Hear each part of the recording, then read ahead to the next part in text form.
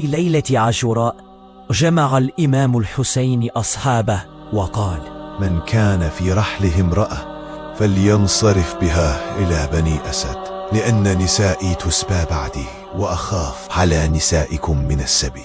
فمضى علي بن مظاهر إلى خيمته وقال لزوجته: قومي حتى ألحقك ببني عمك، لأن الحسين يخاف عليكن السبي من بعده.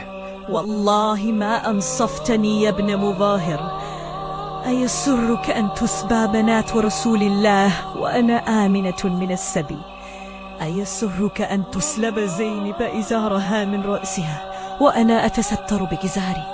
أيسرك أن يبيض وجهك عند رسول الله ويسود وجهي عند فاطمة الزهراء؟ فرجع علي بن مظاهر إلى الحسين فقال: سيدي، أبت الأسدية إلا مواساتكم.